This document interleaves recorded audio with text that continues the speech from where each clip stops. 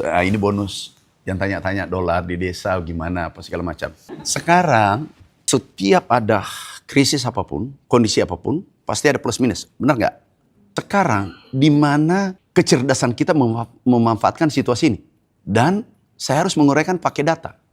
Yang dimaksud Bapak Presiden, tentu itu ada pengaruhnya. Katakanlah bawang putih ada pengaruhnya ya. Tetapi berapa komoditas kita ekspor? Komoditas pertanian ini diekspor.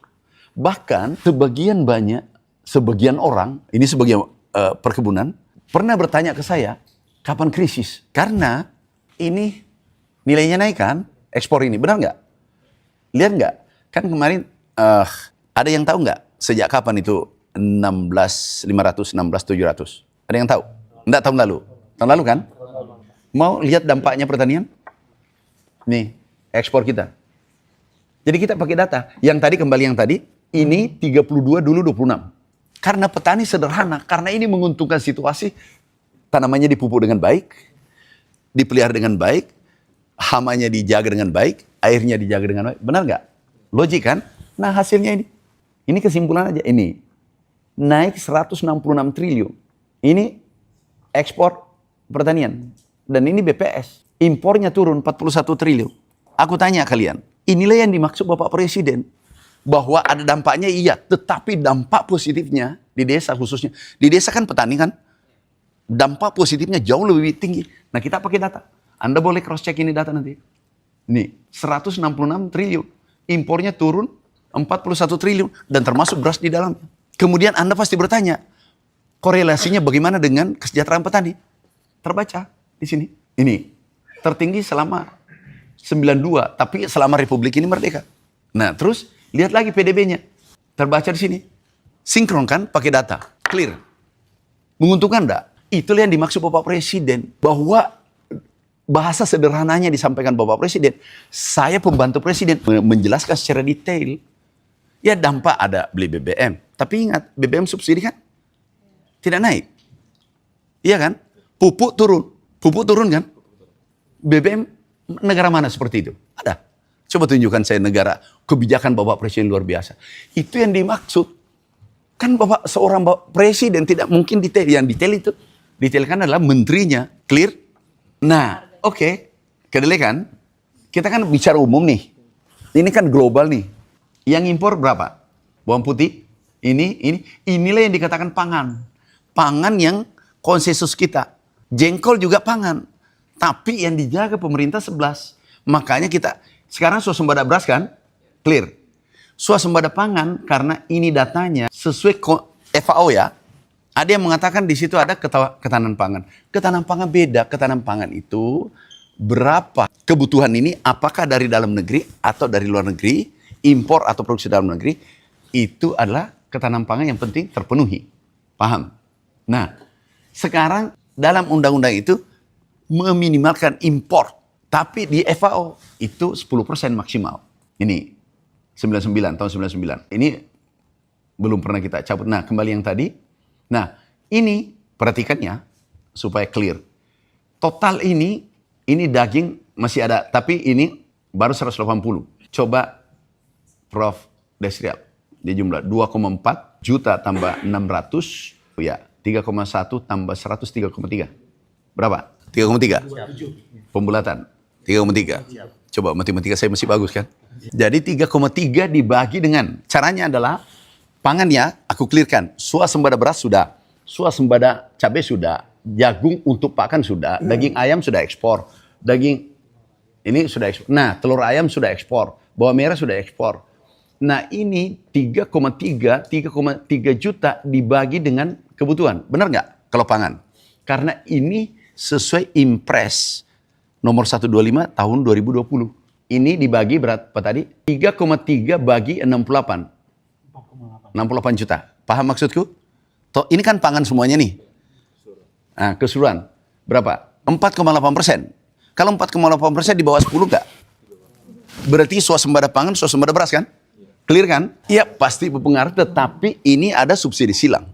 Karena kecil porsinya kan. Kalau makan itu, yang paling besar apa porsinya? Berapa persen kedelai, tempe? 1%, 2%? Ada yang sebut aja, berapa persen? 1%. Itu yang dimaksud Bapak Presiden.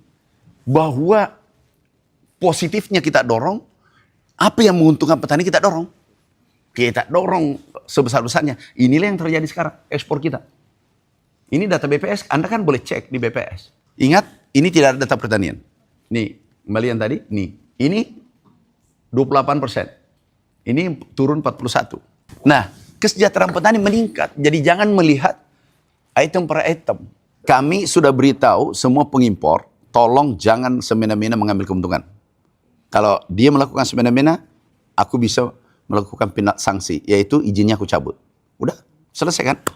Jadi ini kita tahan, kita bagaimana kedelai, itu harganya jangan naik setinggi mungkin, tetapi komoditas ekspor kita naikkan setinggi-tingginya. Itulah yang dimaksud, ini kan makro bicaranya Bapak Presiden. Bahwa dolar itu tidak berpengaruh, maksudnya tidak terlalu berpengaruh, kan kecil sekali. Ini ekspor. Selama impor ini kedelai, untung apa rugi? Puluhan tahun. Nah, udah. Jangan 1 tahun mengambil kesempatan menyusahkan kita. Karena yang keluarkan rekomendasi dari saya. Oke, clear ya? Iya dong, nggak boleh dong semena-mena. Tapi karena banyaknya mafia dan banyak pendukungnya, ini yang bikin susah. Minyak goreng saja naik, padahal kita ekspor luar negeri. Makanya Satgas aku undang khusus. Tindak itu. Jadi kita yang dibully, padahal pelakunya adalah mafia. Ya mafianya harus diberesin. Ada mengatakan, mana buktinya itu? Dikali sendiri. Ini. Ini data itu dari BPS. Kalau 4,5% swasembada nggak?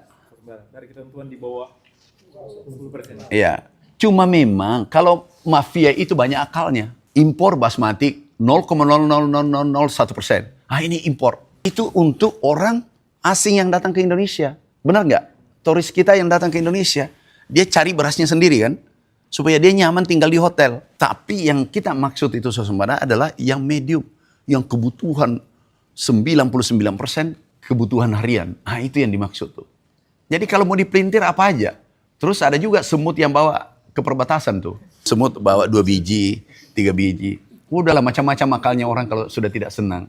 Kalau you tidak cinta, katakan saja tidak cinta, nggak usah banyak alasan. Itu selesai.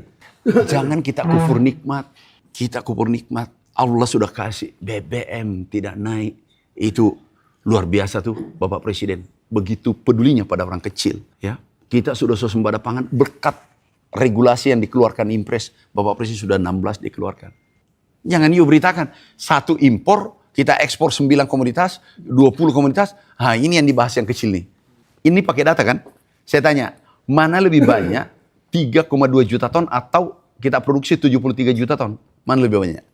Lah kenapa terlalu bahagia beritakan ini yang kecil ini? Yang 3%. Kalau dibagi tadi 3,2 bagi 73. Ini produksi ya? Berapa? 2%, 3%. Tadi 4, berapa? Berarti 4,5. Hebat nggak negeri kita? You bangga dong sebagai anak bangsa. Hebat nggak negeri kita? Bangga dong sebagai anak bangsa. Negeriku 96% tidak impor dari kebutuhan dan produksi dalam negeri. Ekspor kita tuh sudah berapa yang ekspor? Tahu nggak bawang cuma berapa ton? 600.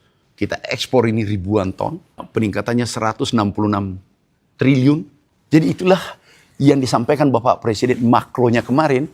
Inilah penjelasannya untuk desa. Karena desa adalah pertanian. Pertanian ini datanya. Clear nggak data ini? Menurut Anda? Clear kan? Kan BPS, bukan saya.